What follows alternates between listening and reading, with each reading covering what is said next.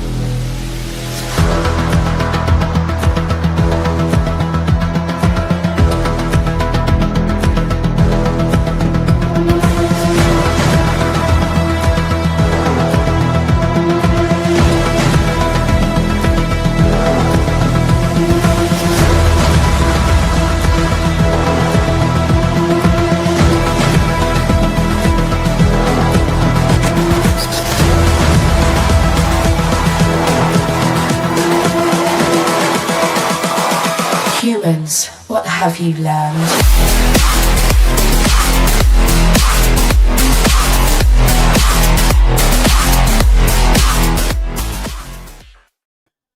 What is happening, Dolphins fans? And welcome to another episode of the Fins TailGate with your host, El Capitan. Tonight on the tailgate party that never seems to stop, we got a guest in the building. I told you guys yesterday.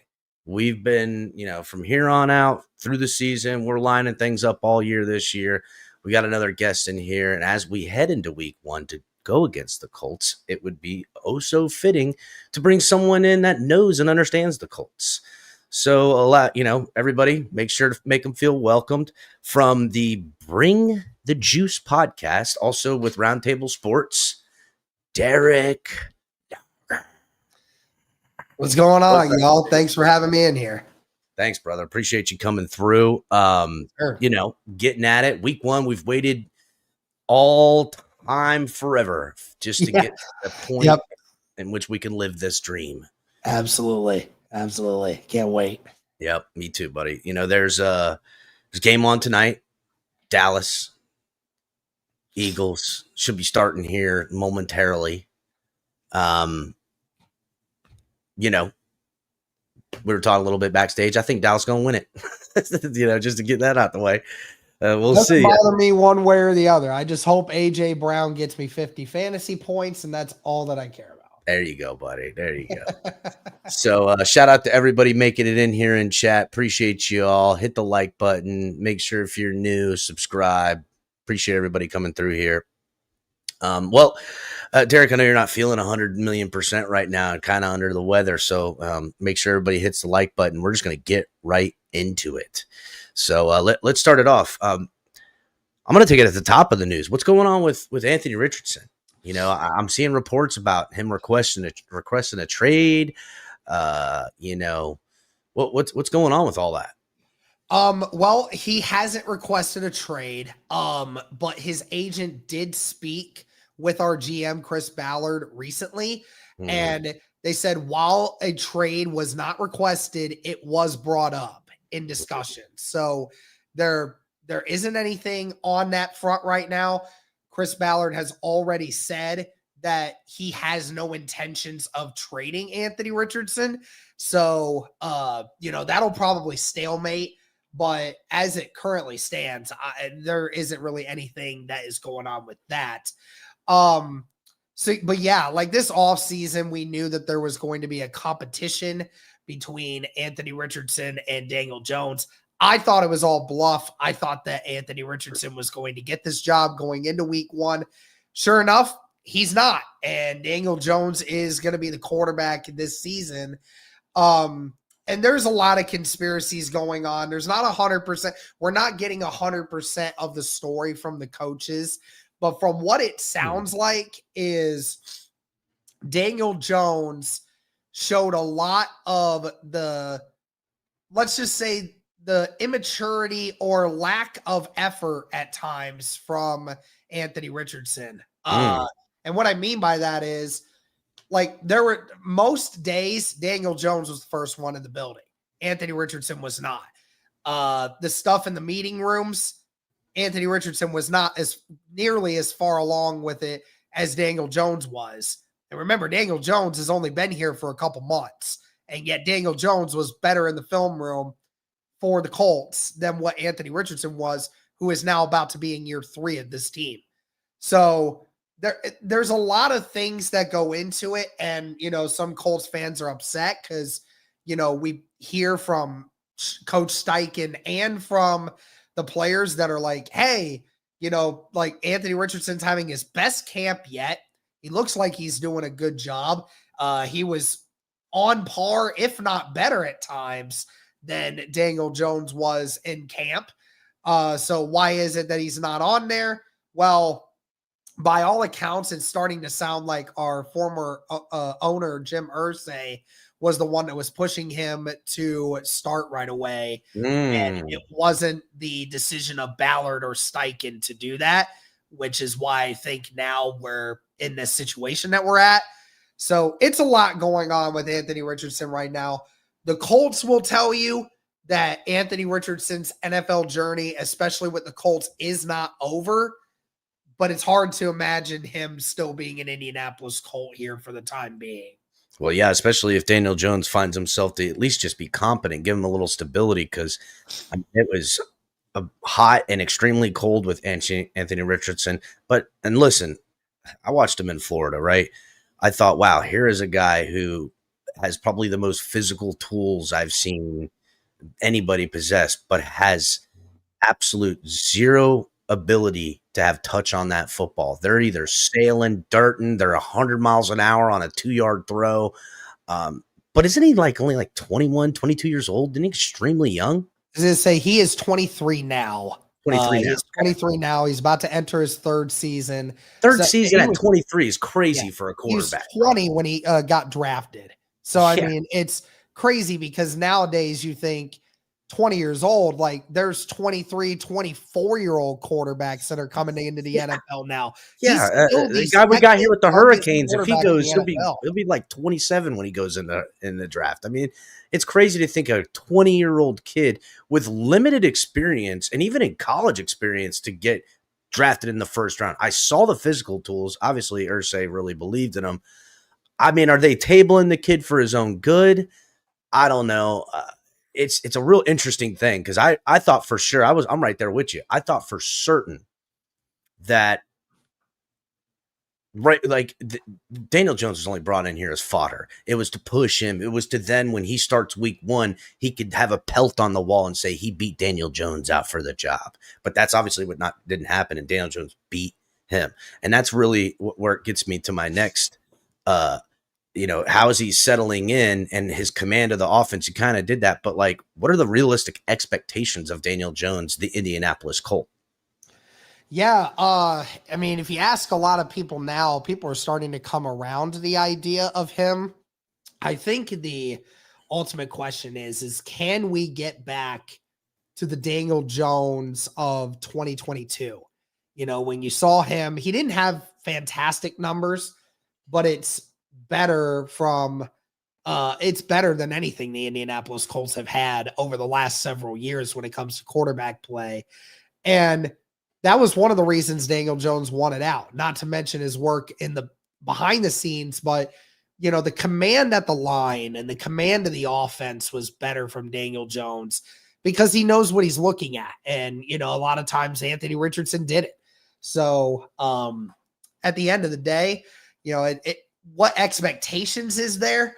It depends on who you ask. You know, some people are like, hey, if you can give us Gardner Minshew better numbers, then this is a team that can fringe make the playoffs. But well, especially in that division, right? You know, the division's not hard. You know, I mean, obviously Jacksonville is what they are. They always blow it at the end.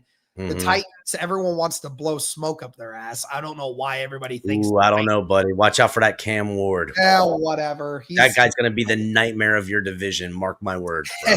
And Mark Houston, my words. For everything good they have right now, their offensive line is trash. And it definitely will leave some things open.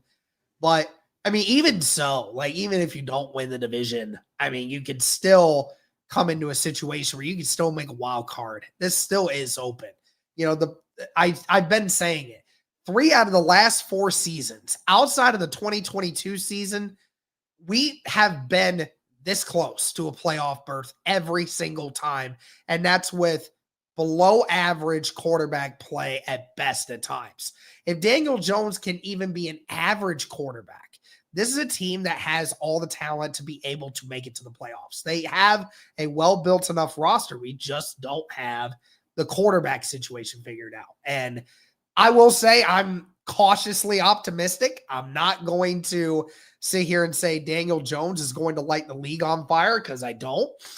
But the thing is, though, with Daniel Jones coming in with this Colts team, this is a better team than he ever had with New York. I'll just admit it. He did. Outside of Saquon Barkley. Well, I was going to say, yeah, Saquon. But I mean, outside of Saquon, that's one player. But you have Jonathan Taylor, who is easily a top 10 running back in the NFL. No questions asked. You have a better wide receiver core than he's ever had. He has a better offensive line than he's ever had. And this defense that the Colts are about to have is on par, I'd say, with the defense that he had in New York. So, I mean, if you want to take all that into consideration, this is overall one of the best teams talent-wise that he's had. What is he going to do with it? Well, you know, perfect segue into my next point. We're going to get into a little of this Colts offense, their weaponry. You know, I mean, Jonathan Taylor, obviously, bounce back year from the little bit of the contract negotiation years. You know what I'm saying? We had a little bit of that.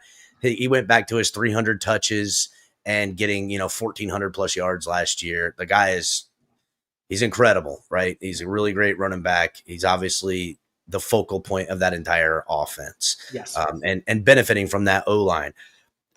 Josh Downs, I like him. I think he's got a lot of talent.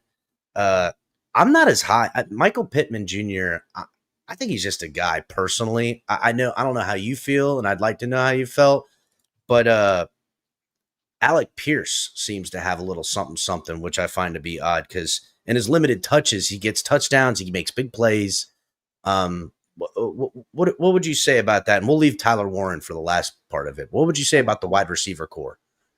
Yeah, so, I mean, Michael Pittman, again, he gets a lot of flack. And I think a lot of it has to do with the people that care about stats more than about importance of the game. I mean, he is a true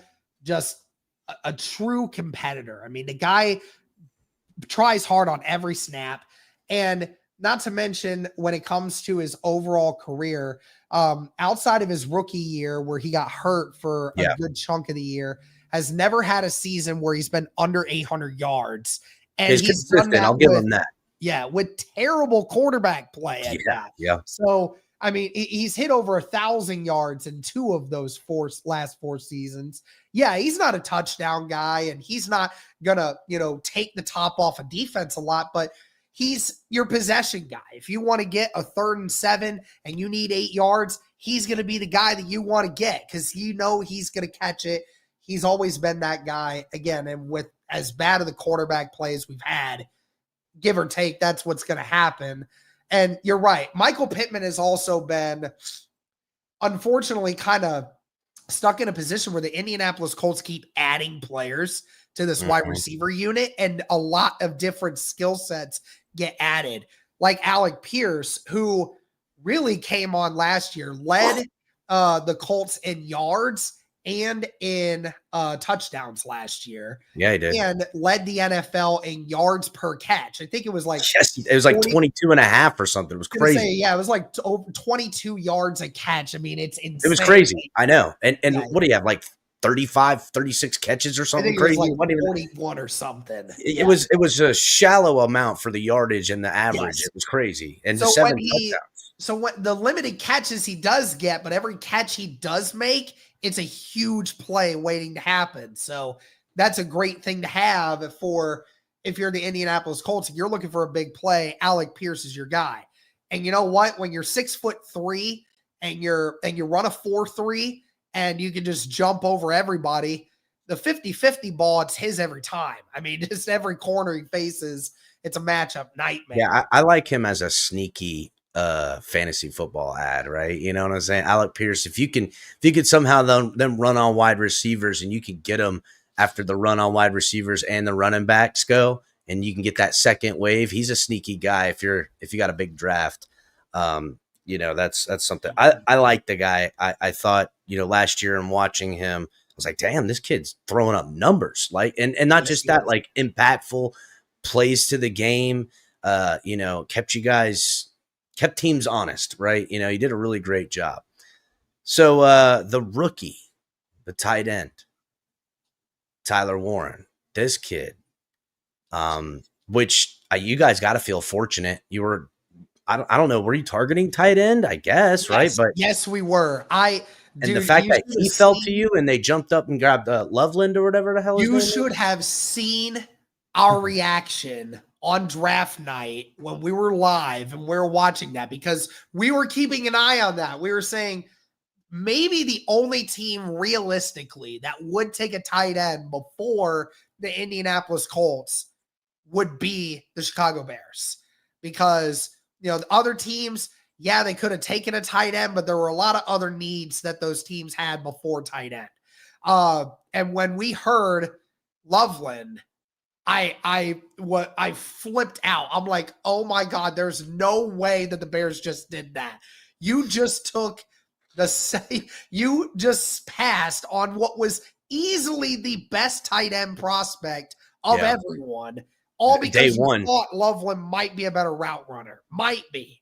And I mean, yeah, you're right. Compared to what we have seen from Warren, even just from training camp, I mean, my God, that kid has some hands.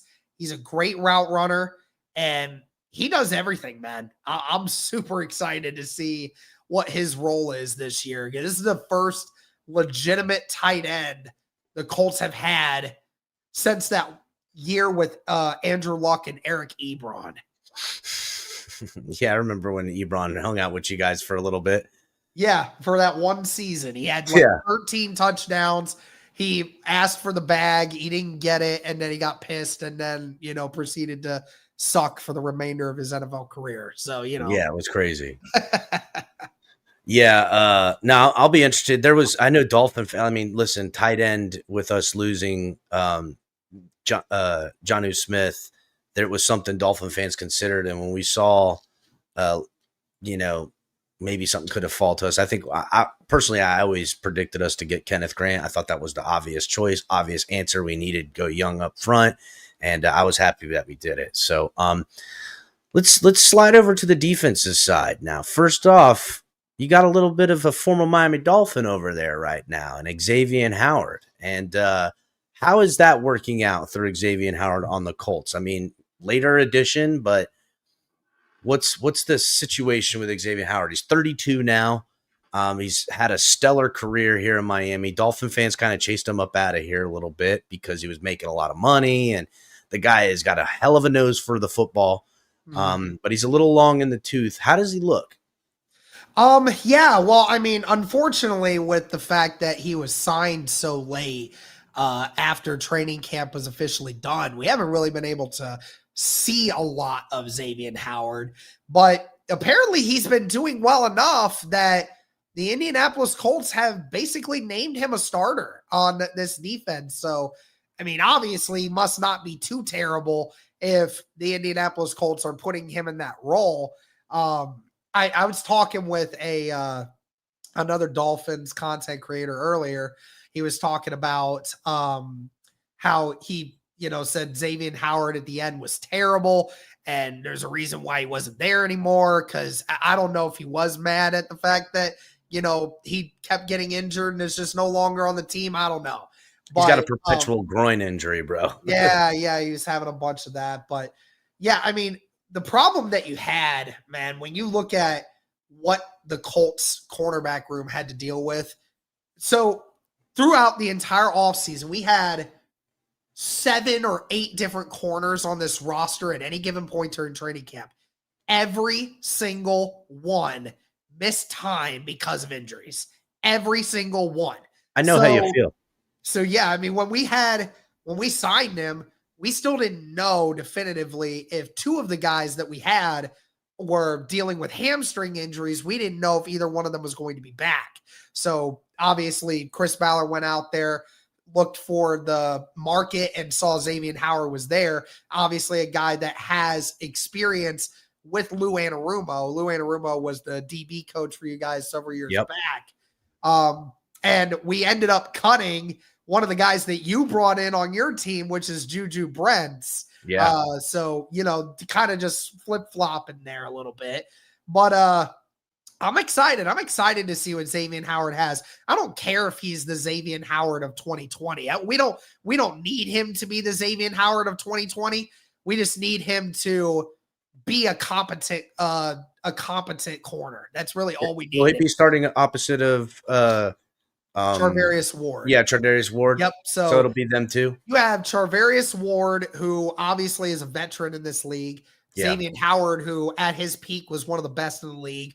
And then you have Kenny Moore in the slot, who is still probably the best nickel corner in the game right now. So, I mean, this starting secondary for corner-wise it's up there. Yeah, I'll say this. You're welcome, because I'm pretty certain that the Dolphins currently are carrying dead cap without Xavier Howard and money we've already given him. That's against our this year's dead cap of the tune of like $14 million. So I don't know why and how these things happen. I mean, I do, but like, it's just weird to think we're going to be paying someone to go against us. We'll be paying him more than you guys are technically on the books, on the tax books, right? Thanks. So, all right. So overall, how did the Colts plan to slow down this Miami Dolphins offense with Tua Tagovailoa, Tyreek Hill, Jalen Waddle, all these guys? Like, what's going to be the answer defensively against, what? I mean, look, I have my reservations about Tua. I have my reservations about this team and what they can do successfully.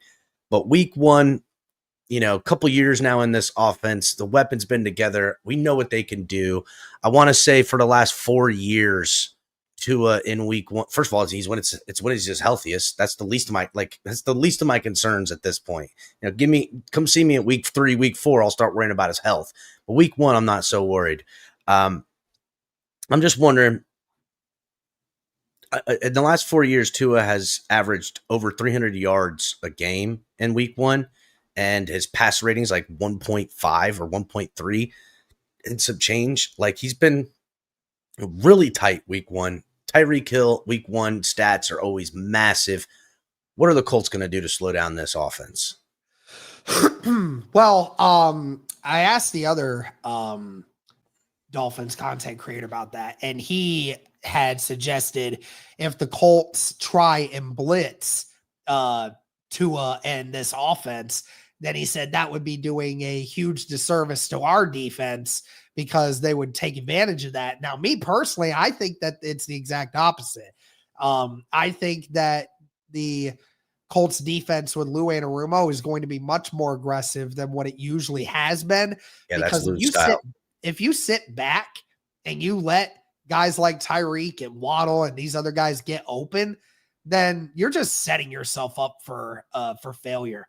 Even if we drop 7 freaking guys back, Tua can still throw the ball behind the defense. We don't want to give up all that green just for Tyreek and Waddle to be able to take advantage of it. You want to get that ball out of Tua's hands quickly. You want to make sure that they don't get the chance to throw the football deep, because doing that is the bread and butter of the offense. You don't want to let those guys utilize their speed in that way. So you got to be able to get to them quickly and prevent him from being able to do that. And honestly, I don't know how our defensive line is going to work with this, because I've always thought our defensive line was going to get better as time has gone along, because Ballard has invested so much into the defensive line, but it just hasn't been working out. So hopefully we won't have to, do too much blitzing, but if we have to, I do see Lou Anarumo doing that just to be able to try to get the ball out of Tua's hands quickly. Well, I listen, I know Lou. He was with the Dolphins for quite some time. From the cornerbacks coach, he's incredible as far as being in the room when you're looking for cornerback talent via free agency and stuff like that. The guy knows how to spot the gems. I do know as a defensive coordinator, he likes to blitz his corners. He'll like to bring the nickel and tuck them in. I will say this: if you guys blitz your linebackers, you're in deep trouble. You're in deep trouble if you start blitzing your linebackers at us, because that's not gonna work out well. Going to say, yeah, I know that Kenny has always been a really good blitzer from the nickel spot. So I expect Lou Anarumo to try to do something with that. That's probably what he's going to do. Yeah, probably would do that more often. It would be the safer bet to try to come in and blitz at the angles, because Tua will throw directly at your blitz. And honestly, you'd probably be better served making Tua hold the football and allowing your front 4 and or linebackers, your front 7, to get organic pressure and closing up in zone, because Tua will get that ball out in 2.3, 2.4 seconds routinely by design, the exact way they want. It's when those windows in that 2.5 range aren't there, and then he's got to look to the second thing. And if there's pressure coming to him, then now the plays really start to break down. So I'll be interested to see how they can go ahead and, do what they can. I know, you got, what's his name? Latatu or whatever the hell his name is. Latu. Yeah. He's got some speed on him. DeForest Buckner was a guy that coming out of the draft, I was really high on. I wanted the Dolphins to get him. You guys have put him to work. He's solid as can get, right? Like, that's a kind of guy that's a cornerstone of somebody's defense, and he's been doing it for you guys for a minute now. So I understand that. Your secondary is something again, with time and downfield and Tua being able to wind up and put it downfield, 30 plus yards. I think you're safer almost gambling on that. The problem is you lose on one of those matchups and they're going to the house. That's the problem. Right. So I don't know. Coupled with your game plan of your team, I don't know where you guys are at with Danny Dimes. You know what I'm saying? It's tough with this defense too, because for as long as I can remember being a fan of this team, we have not had many defensive coordinators that have been as aggressive of a defensive coordinator as Lou Anarumo. We almost always play in the zone. And the unfortunate part is we have not really ever had the secondary pieces needed to run that kind of defense. Right now, in Lou Anarumo's defense, whatever he decides to run, I have extreme confidence that these guys can do whatever it is that you want them to do. Because again, Charvarius Ward was one of the best corners just a few years ago. Xavier Howard, albeit thing. probably isn't what he was one of the best. Kenny Moore, he's still one of the best.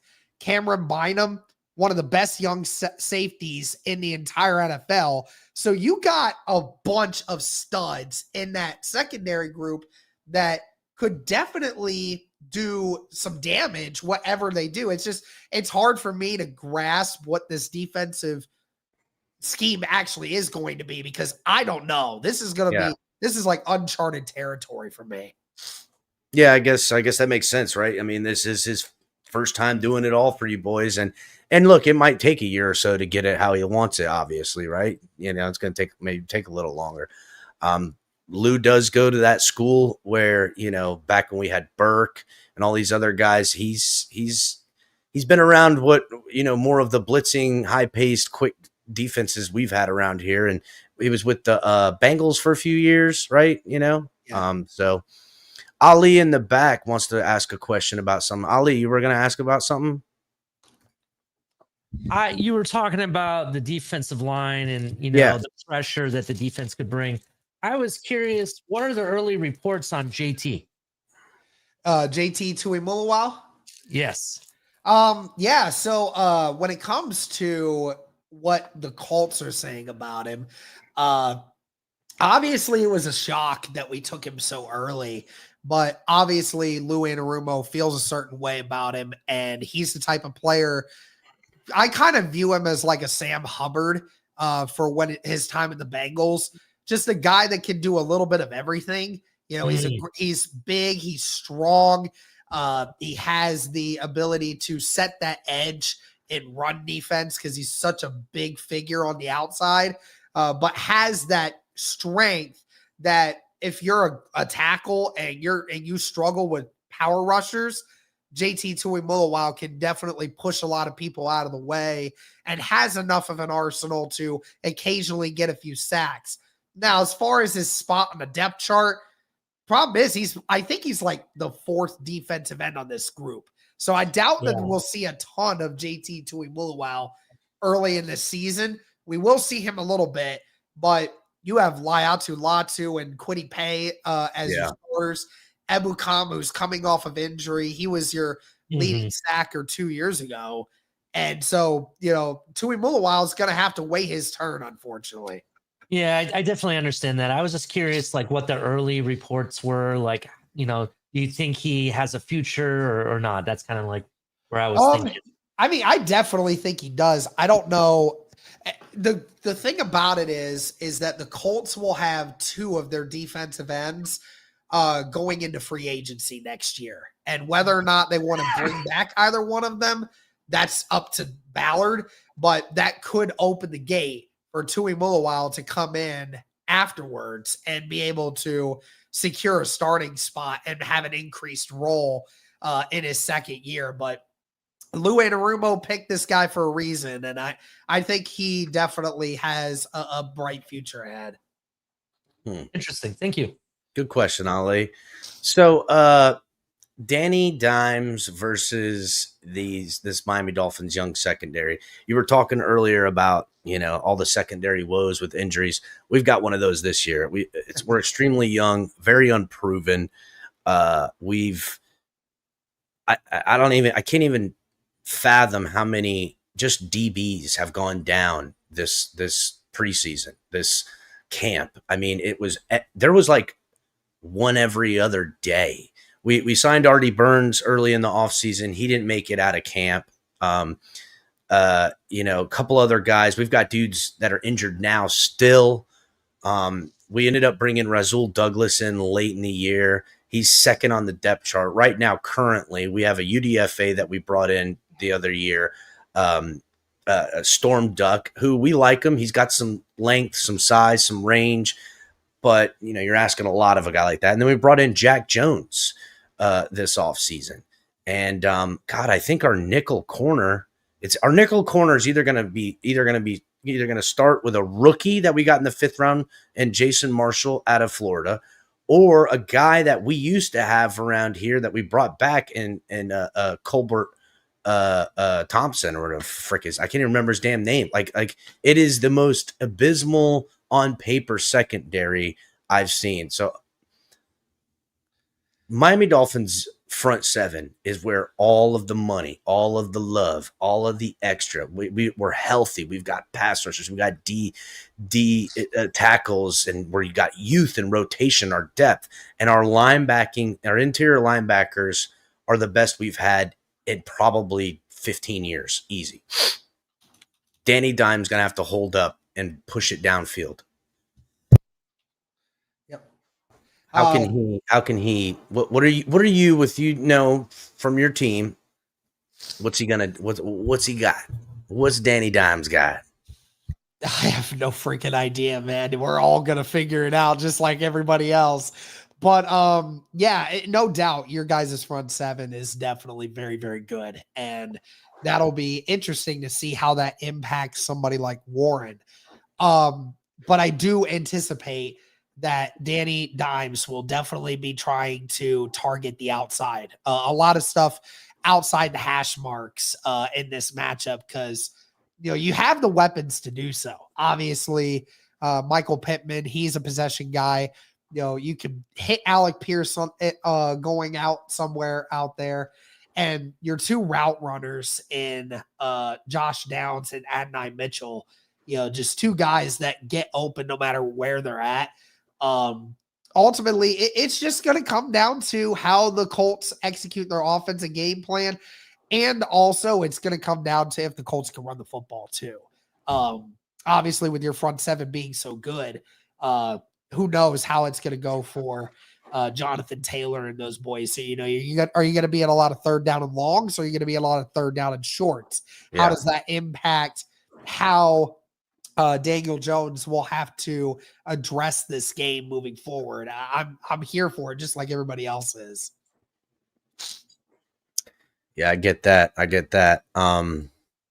Well, then I guess, simply put, what are the keys to a Colts victory? Well, you have to establish your offensive identity. And whatever identity that is for this first game, I really don't care. But whatever it is, you got to do. You got to be consistent. The number one thing is consistency. That is what the Indianapolis Colts are so desperate for, especially at the quarterback position right now, is consistency. Get me someone that is not going to have the lowest of lows happen in every game. We need somebody that's going to be able to move the ball down the field, make some plays, keep our defense off the field, and do exactly what's needed to be done. Doesn't need to be anything flashy, just be consistent. And, if you do that, then this Colts team has a good chance to win regardless of it.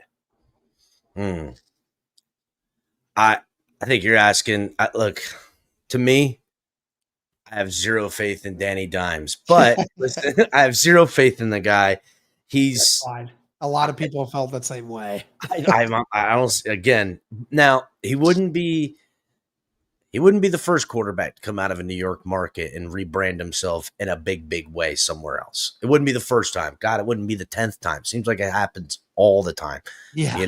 These quarterbacks go to New York, the media chews them up, the lifestyle, whatever happens to them, and they end up on another team, and Geno Smith's getting paid somewhere. You know what I'm saying? It's crazy. It happens all the time.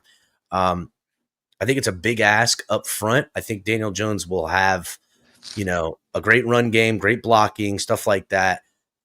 I just wonder if the Dolphins offense is cooking and it forces them to get away from their game plan and try to have to put the game in Daniel Jones's arm to throw it. Now, we do know this. He's got some great guys to check down to, from the rookie tight end to the running back that we know is dynamic in space with the football. Yep. I just wonder if it's going to be put in his hands to, listen, you're going to have to put a drive together to get us back in this game or get us the victory. And what's that going to look like? I think we're going to see. Now, look, there's going to be some point. If I had to predict it, there's going to be some point in this game the Dolphins are going to have a lead, and Daniel Jones is going to either be before halftime, whatever it is, and they're going to have to put together, a 5-minute drill. They're going to need to drive the length. They got some timeouts. They need to get in scoring position, and they're going to ask him to really put together this throw and try to place it all over the field in a short while. That's going to tell me a lot about what the Colts are looking like with him, because outside of that, I I don't know, man. I've seen that guy do some Gardner Minshew looking things. You know what I'm saying? Yeah. Not nothing. So let's get to it then. Prediction: Colts versus Dolphins. What you got? Obviously, you're gonna pick your Colts, but what are you looking at? Well, I mean, the Colts give me every reason not to pick them. Believe it or not, I don't know if you know this. The Indianapolis Colts have not won a season opener in 13 years. So this is a yearly tradition. The Colts just don't win their first game ever. It just doesn't happen. So I would like to say that they will win, and I will pick them to win this time because that's the optimism side of me coming out. That's a good I fan. don't have a lot of reason to think That's they a good will. fan. That's cool. I'm good with it. So I will think it'll be a close game, though. I think both offenses are going to struggle a little bit because there's certain aspects to both these defenses that are going to make it very difficult in the beginning of this game to get going. So I'm going to say it's going to be Colts 23, Dolphins 17. I hear it. I don't think the Dolphins offense will come out slow. I think they'll come out every bit of as fast as they usually look. I think Tyreek is going to be explosive. I think Waddle's going to be explosive. A couple of names to look out for is Malik Washington and D. Estridge for the Miami Dolphins. They're the rotation guys behind Waddle and Tyreek, and they can do a hell of a lot of damage. I do not know if Darren Waller is playing at all. I got to be honest, I don't give a shit if he does play. I'm about over him. I don't know what that entails. Our running game, Devon Achane, looks like he's going to be healthy. He averaged, I think, 11 touches a game, like in his career. Like that's his career game average, and you can see what kind of weapon he is. If he just gets his 10 to 12 touches, he's going to be dynamic. We've got a young Ollie Gordon that is a guy at running back that is got a lot of size and speed. He's a bit of a bruiser. He fits that Raheem Mostert that we had in 2023. Now, I'm not saying the Dolphins are going to be the 2023 Dolphins. That Tua's got to stay healthy for us to even have that chance. But week one, I think it's going to be a lot to handle. I don't know how Lou's going to handle his defensive play calling. He's going to have some insight for sure, being close with Xavier Howard and Xavier Howard knowing this team intimately. That's probably going to help out. But you're still going to have to account for Tyreek Hill. You're still going to have to account for the speed of Achane and the maneuverability and route running of Waddle. And I think at some point Miami will pull ahead, probably be around 10 points, and it'll or have a touchdown, like a quick time touchdown, and it'll get your team to kind of have to, get out of their element a little bit. Some mistakes might happen. I've got the Dolphins winning this 27-17. I think come the fourth quarter, we see some stumblings and maybe some mistakes made by Daniel Jones, or at least this offense, and that defense is really going to be one hell of a up front with the healthy boys now and young with the rotation. In that front seven, you can have any combination of guys, and it is just as deadly as anyone's starting line. That secondary is suspect.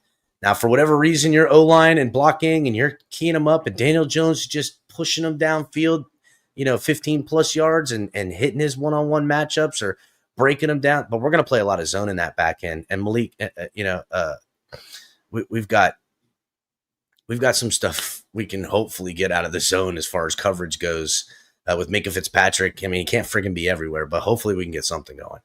But I got the Dolphins winning by, 10 points. So that's the optimism in me too. Cause look, Tua goes down in the first quarter. I'm like, I knew this team sucks. They're terrible. I knew this was going to happen. I knew this was it. And then it won't be nice El Capitan in his suit. It'll be me motherfucking everybody the rest of the season. So, well, Derek, I really appreciate you coming by, man. We squeezed it in 45 minutes. I put the rush on it a little bit. I really appreciate you hanging tough, man. And, feeling under the weather and making it happen, bro. I really appreciate you. Yeah, absolutely, man. Thanks for having me on. Yeah.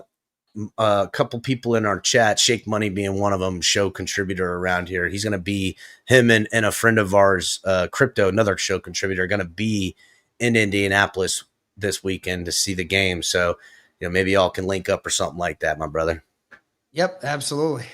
All right, my man. Thanks again for coming by, bro. I really appreciate it. Good luck to you guys in your season and the team. Hopefully y'all lose this week, but just other than that, man, good luck, and we'll tap in another time, man. Yeah, absolutely. Thanks, man. Appreciate you. Everybody hit the like button on the way out. We'll catch you guys next time. Make sure to check out Derek with Bring the Juice podcast and at the Roundtable Sports over there. That's TD and them boys over there. Make sure you're checking them out, support them, check them out on X, all that good stuff. And fins up, everybody.